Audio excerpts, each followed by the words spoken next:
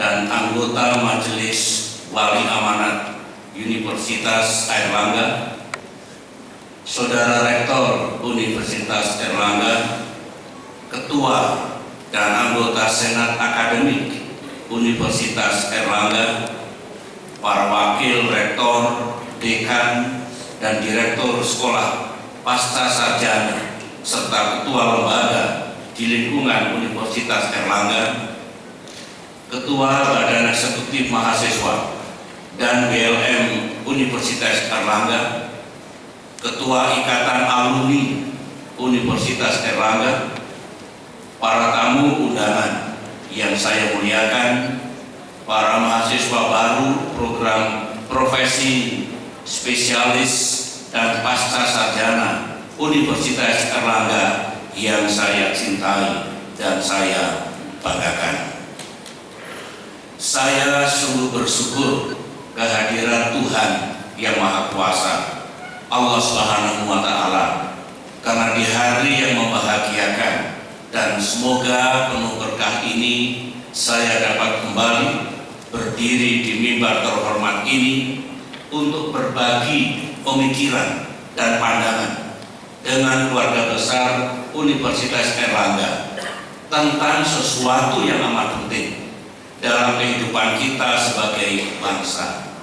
Sesuatu yang amat penting ini tiada lain adalah menyangkut kerangka bernegara dan sistem pemerintahan serta kaitannya dengan politik nasional kita. Sesuatu yang amat fundamental jika kita ingin negara kita bukan hanya akan tetap eksis, tetapi juga terus bergerak ke depan menjadi bangsa yang maju di abad 21 ini. Bangsa yang merdeka, bersatu, berdaulat, adil, dan makmur, sebagaimana yang dicita-citakan oleh para pendiri Republik. Oleh karena itu, saya sungguh berterima kasih dan memberikan penghargaan yang setinggi-tingginya kepada pimpinan Universitas Airlangga yang telah menugasi saya untuk berbicara tentang sistem ketatanegaraan Indonesia dan relasinya dengan politik nasional. Tidak banyak di antara kita yang tekun dan sungguh berpikir tentang kerangka bernegara dan berpemerintahan ini, karena barangkali hal ini dianggap sudah selesai, atau mungkin segala sesuatunya mesti diterima apa adanya, to be taken for granted, atau pula dianggap sebagai topik yang tidak menarik dalam gegap gempita dan hiruk pikuknya politik di negara kita dewasa ini. Hari ini saya tidak bermaksud untuk menjelaskan teori tentang sistem ketatanegaraan dan pemerintahan di negeri kita. Saya juga tidak hendak menguraikan tentang sistem politik dan demokrasi yang kita anut. Sebagai mantan kepala negara dan kepala pemerintahan, saya hanya ingin berbagi pandangan, pemikiran, dan pengalaman dengan saudara sekalian menyangkut kerangka bernegara dan sistem pemerintahan yang kita anut dan jalankan selama ini, termasuk dinamika dan tantangan-tantangannya. Saya hanya ingin menyampaikan bahwa kehidupan bernegara itu dinamis sekaligus kompleks. Tidak ada dua negara di dunia ini yang memiliki sistem ketatanegaraan dan pemerintahan dengan segala prakteknya yang persis sama. Tidak ada. Oleh karena itu, menjadi tidak bijak dan juga tidak tepat kalau di antara kita mudah menyalahkan dan mengoreksi sistem yang kita anut karena tidak sama atau dianggap lebih jelek jika dibandingkan dengan yang berlaku di negara lain. Ingat, Indonesia bukan Amerika, bukan Jepang, bukan Malaysia atau negara manapun. Indonesia adalah Indonesia.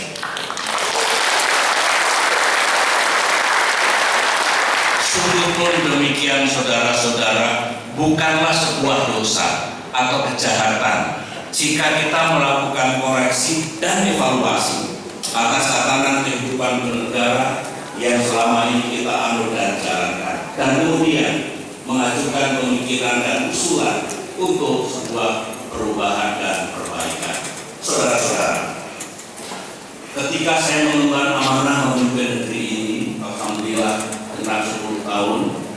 saya sering berpikir secara mendalam tentang negara tercinta Indonesia.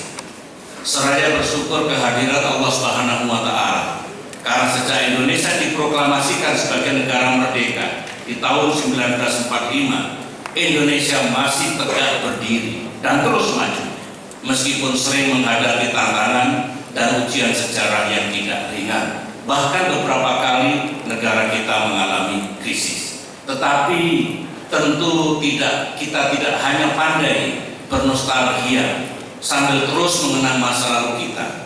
Justru yang lebih penting menurut pandangan saya adalah bagaimana bangsa ini pandai melihat ke depan. Bagaimana di abad ke-21 ini Indonesia benar-benar menjadi negara yang maju dan sejahtera.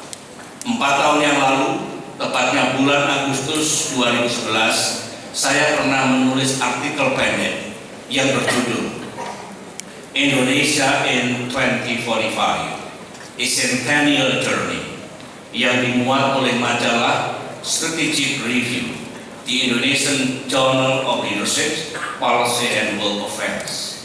Melalui tulisan itu saya memikirkan dan sekaligus menyampaikan visi saya tentang Indonesia setelah 1 abad merdeka, Indonesia di tahun 2045. Visi yang saya bangun untuk Indonesia tahun 2045 adalah Indonesia yang berhasil menjadi negara modern yang kuat, yang paling tidak memiliki 3 kekuatan utama. Pertama adalah ekonomi yang kuat dan berkeadilan serta berkelanjutan, sehingga membuat rakyat kita makin sejahtera, adil dan makmur, sebagaimana yang diamanatkan oleh Undang-Undang Dasar 1945.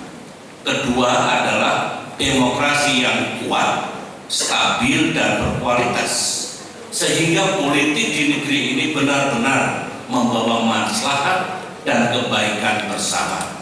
Sedangkan yang ketiga adalah peradaban bangsa yang semakin unggul dan maju, yang dalam dirinya mengandungi potensi dan sekaligus kekuatan untuk menjadi negara maju atau developed country di abad ke-21 ini. Berkaitan dengan tulisan itu, saya juga mengingatkan bahwa masa emas Indonesia tahun 2045 tersebut tidak akan datang dengan sendirinya, tidak jatuh dari langit, tetapi harus sungguh kita upayakan dan perjuangkan. Saya juga mengingatkan bahwa jalan yang kita lalui bukanlah jalan yang lunak. Bisa saja kita gagal di tengah jalan. Oleh karena itu, dalam transformasi besar bangsa menuju Indonesia tahun 2005 tersebut diperlukan visi dan strategi besar yang kemudian dijalankan oleh segenap komponen bangsa yang benar-benar bersatu dan mau bekerja keras, serta di bawah kepemimpinan putra-putri terbaik bangsa yang mampu menunjukkan arah dan memimpin bangsa Indonesia menuju zaman keemasan. Saya berpendapat bahwa bangsa yang besar harus berpikir besar dan sanggup pula untuk berbuat yang besar. Inilah pesan kebangsaan yang mesti hidup selamanya. Hadirin sekalian yang saya hormati, mencapai cita-cita mulia dan tujuan besar di masa depan, yaitu menjadi negara yang makin kuat dan modern di tahun 2045 dan menjadi negara maju di abad 21 adalah menjadi tugas dan tanggung jawab kita bersama.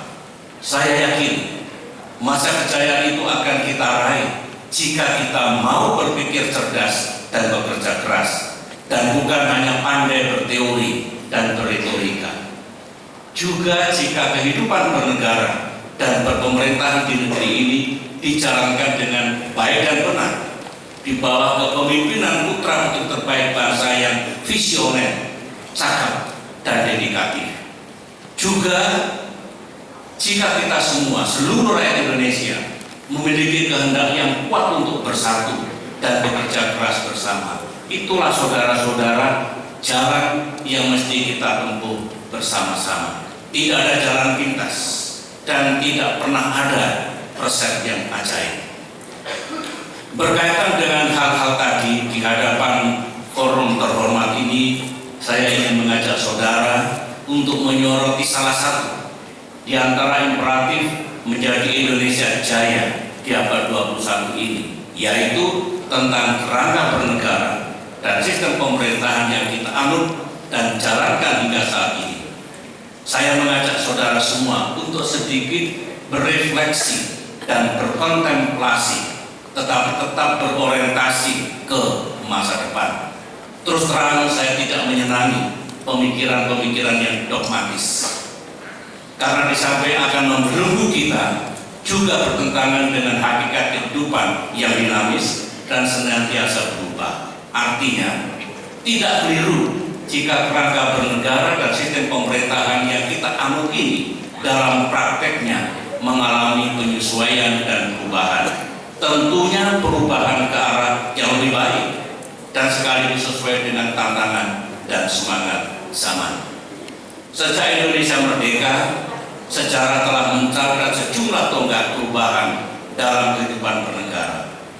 Sebagian dari kita tentu ingat ketika terjadi perubahan mendasar di tahun 1959 di era pemerintahan Presiden Soekarno, yang pada hakikatnya perubahan dari sistem parlementer, sistem parlementer ke sistem presidensial. Kemudian di tahun 1998, di akhir masa pemerintahan Presiden Soeharto, Indonesia juga mengalami perubahan fundamental dari tatanan yang otoritarian menuju tatanan demokrasi yang ditandai dengan sejumlah perubahan dalam konstitusi kita. Sebagian dari kita barangkali belum sungguh menyadari bahwa di masa ini Indonesia telah benar-benar berubah baik dari era pemerintahan Presiden Soekarno maupun era pemerintahan Presiden Soeharto. Kerangka bernegara dan sistem pemerintahan yang dulu lebih bersifat sentralistik kini telah bergeser ke yang lebih desentralistik, kendati kita masih menganut sistem presidensial. Sebelum dikeluarkannya dekret presiden oleh Presiden Soekarno yang intinya Indonesia kembali ke Undang-Undang Dasar 1945, negara kita menganut demokrasi multipartai dalam sistem parlementer. Di era Presiden Soeharto, khususnya sejak tahun 1972, kita menganut demokrasi sedikit partai. Ingat, dulu hanya ada 3 partai politik dalam tatanan presidensial. Kini, saudara-saudara, di era reformasi yang sesungguhnya prosesnya juga masih berlangsung, kita menganut demokrasi multipartai dalam sistem presidensial. Dapat kita simpulkan bahwa dalam waktu kurang dari 100 tahun, Indonesia telah mengalami setidaknya 3 perubahan besar dalam sistem ketatanegaraan dan pemerintahan. Pertama, sekitar 15 tahun pertama sejak Indonesia merdeka, kita menganut demokrasi multipartai dalam sistem parlementer. Sejarah mencatat masa itu politik nasional amat tidak stabil. Pemerintahan jatuh dan bangun. Legislatif jauh lebih kuat dibandingkan eksekutif. Kemudian pada babak sejarah berikutnya terjadi perubahan yang mendasar karena Indonesia kembali ke Undang-Undang Dasar 1945, sehingga kekuasaan presiden jauh lebih kuat dibandingkan parlemen. Ketika terjadi pergantian kepemimpinan dari Presiden Soekarno ke Presiden Soeharto dan bahkan hingga akhir masa jabatan Presiden Soeharto, Indonesia tetap menganut Undang-Undang Dasar 1945 yang belum mengalami perubahan, yaitu konstitusi yang ditetapkan pada tanggal 18 Agustus 1945, 1 hari setelah Indonesia merdeka. Situasinya tetap sama, dalam arti posisi presiden jauh lebih kuat jika dibandingkan dengan posisi parlemen.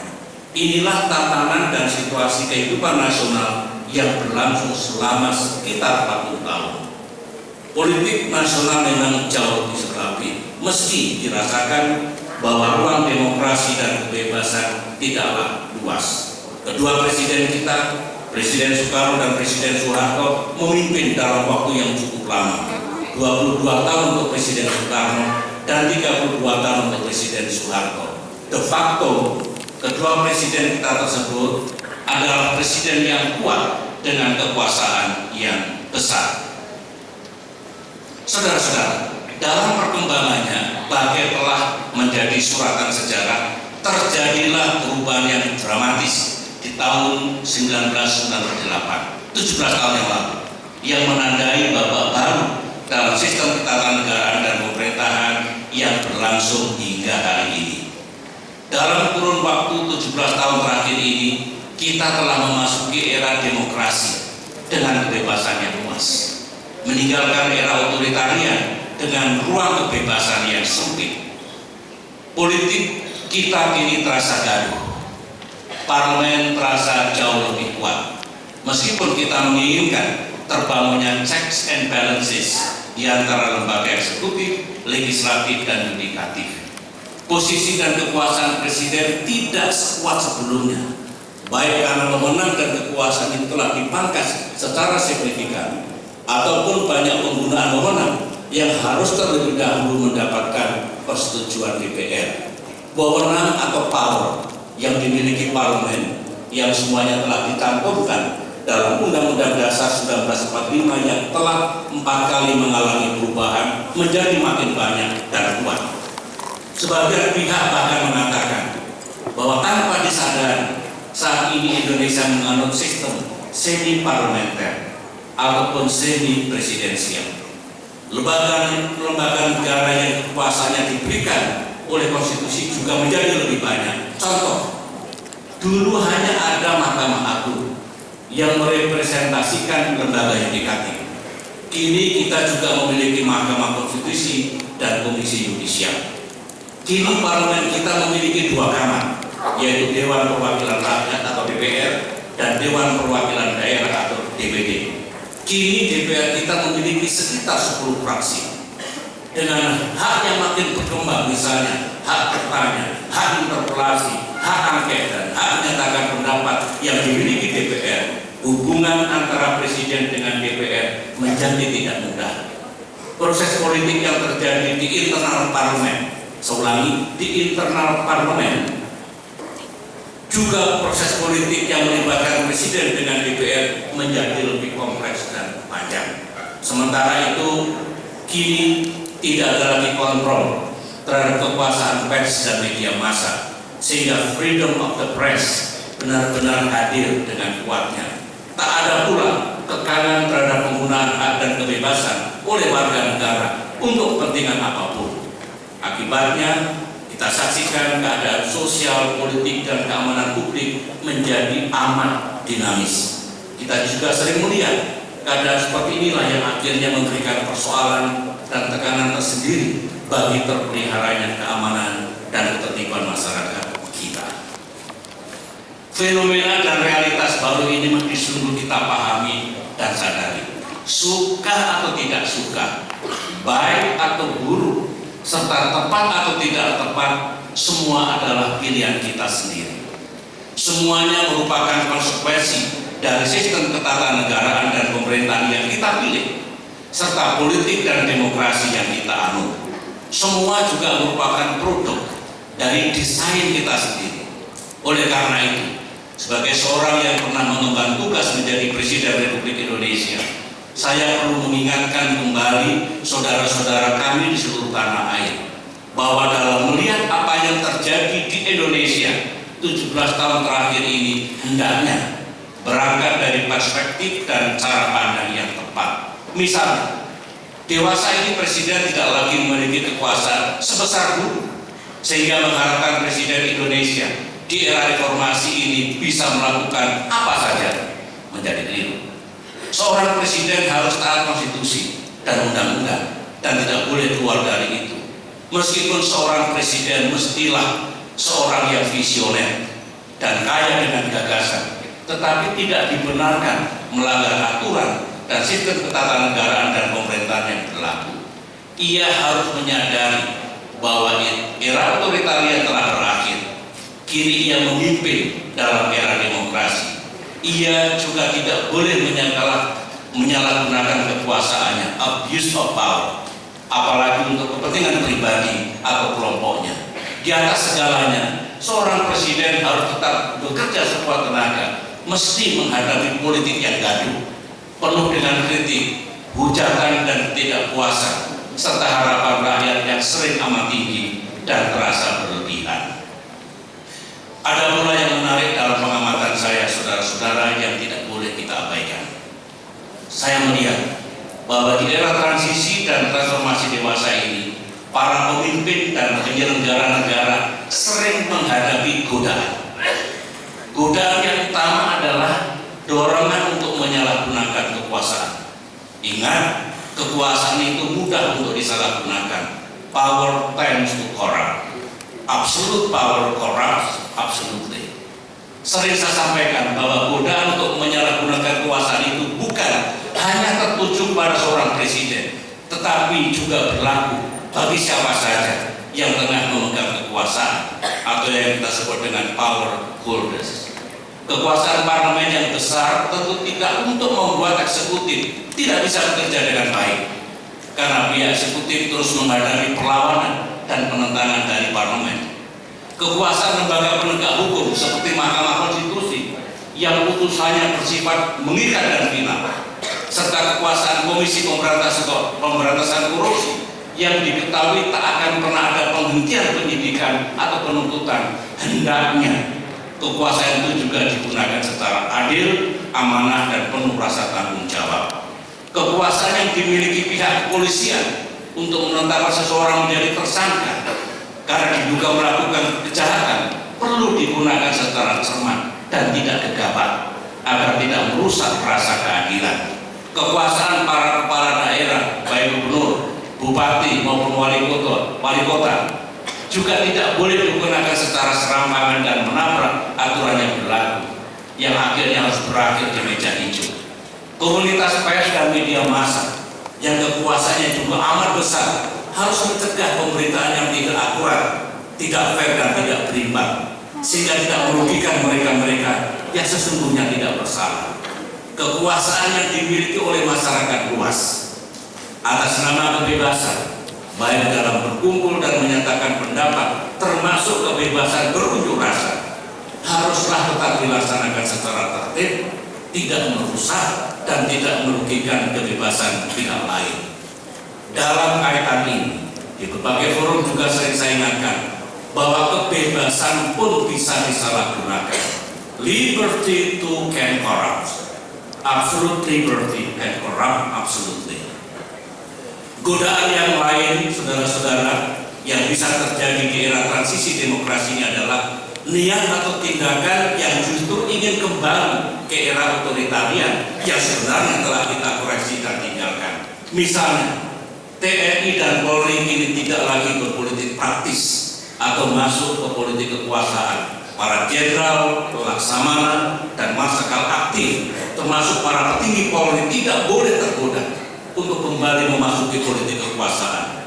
Sebaliknya, pihak sipil dan politisi, baik presiden, partai-partai politik, atau siapapun, jangan menarik para petinggi TNI dan Polri memasuki wilayah politik praktis atau diseret untuk memenuhi kepentingan politiknya masing-masing. Kalau ini terjadi, ini sebuah pengkhianatan terhadap reformasi TNI dan Polri. Ini sebuah kemunduran dalam tatanan demokrasi yang justru harus dijunjung tinggi oleh para politisi, oleh kita semua. Janganlah main-main dengan kekuasaan, karena kekuasaan yang diberikan oleh rakyat itu haruslah digunakan dengan bijak dan benar, serta segalanya untuk memenuhi tujuan dan kepentingan yang baik. The greatest good for the greatest people. Segenap sivitas akademika Universitas Erlangga yang saya banggakan, hadirin sekalian yang saya muliakan. Beberapa saat yang lalu, terutama menjelang pemilihan umum tahun 2009 yang lalu, saya kerap mendengar pandangan dari sejumlah kalangan bahwa sistem ketatanegaraan, sistem pemerintahan, serta politik dan demokrasi kita tidak cocok untuk bangsa Indonesia. Sebagian bahkan secara vokal dan emosional mengatakan bahwa keadaan yang dianggap sering carut marut ini tiada lain karena sistemnya yang salah, konstitusinya yang salah, demokrasinya yang salah. Sebagai seorang yang waktu itu pernah menjabat sebagai Presiden Indonesia, saya tertarik dengan pandangan itu. Bahkan saya sempat bertanya, kalau konstitusi dan sistem ketatanegaraan dan pemerintahan yang berlaku saat ini dianggap salah dan menjadi sumber masalah, konstitusi dan sistem mana yang lebih tepat dan yang lebih baik? Memang saya tidak segera mendapatkan penjelasan yang utuh dan komprehensif untuk kemudian dapat saya telah dan kaji secara rasional. Respon yang diberikan kepada saya pada prinsipnya tidak berubah, yaitu berupa vonis dan kesimpulan bahwa apa yang berlaku di era reformasi ini semuanya salah. Ketika saya kejar lebih jauh, apa yang ada dalam pikiran saudara-saudara kita itu, saya menjadi tahu bahwa nampaknya mereka ingin kembali ke Undang-Undang Dasar 1945 sebelum ada perubahan. Mereka juga ingin kembali ke tatanan kehidupan bernegara dan berpemerintahan sebelum dilaksanakannya reformasi 17 tahun yang lalu. Sungguh pun demikian, saya masih tetap meluangkan waktu untuk mendengar dan menggali lebih jauh apa yang sebenarnya mereka harapkan. Setelah cukup saya mendengar, saya bisa menarik kesimpulan bahwa sebagian besar pemikirannya sulit untuk saya terima. Namun sebagian kecil bisa saya mengerti. Dengan tegas saya sampaikan, tidak mungkin kita membalik caranya sejarah dan kemudian membatalkan semua perubahan yang telah terjadi, membatalkan praktek bernegara dan berpemerintahan yang telah kita jalankan selama 17 tahun ini. Namun dalam dialog yang kami bangun setelah itu, saya mulai mengakui bahwa sejumlah pemikiran serta argumentasi yang mereka bangun tidak keliru. Mereka tidak lagi mengatakan bahwa kembali ke Undang-Undang Dasar 1945 sebelum mengalami perubahan apapun itu harga mati. Mereka juga tidak bermaksud mengembalikan semua tatanan yang berlaku dewasa ini ke semua tatanan yang kita miliki sebelum reformasi dulu. Tidak begitu. Tetapi mereka melihat setelah negara dan pemerintahan ini dijalankan berdasarkan konstitusi yang telah 4 kali berubah dengan segala turunan dan pengembangannya, memang ada sejumlah tatanan yang nyata-nyata menimbulkan permasalahan dalam kehidupan bernegara. Disebutkan satu persatu apa yang dimaksudkan itu. Dengan sabar dan pikiran terbuka, saya simak semua penjelasan yang mereka sampaikan. Sekali lagi, harus saya akui bahwa sebagian pandangan itu nampak logis dan rasional. Dengan semua cerita ini, hadirin yang saya hormati, saya ingin menyampaikan bahwa sesungguhnya amat terbuka negara kita melakukan perubahan. Kita tidak boleh memperlakukan Undang-Undang Dasar 1945 sebagai konstitusi yang harus dikeramatkan atau tidak boleh disentuh sama sekali. Sebaliknya, kita perlakukan Undang-Undang Dasar 1945 sebagai living constitution. Kita harus tetap adaptif terhadap perubahan zaman. Kita tidak boleh malu dan harus marah jika ada yang mengoreksi apa yang kita lakukan di masa lalu. Kalau perubahan itu harus kita lakukan, yang mesti kita lakukan. Tentu perubahan yang sungguh kita perlukan berdasarkan logika dan common sense yang kuat serta sesuai dengan aspirasi dan kehendak dari mayoritas rakyat Indonesia.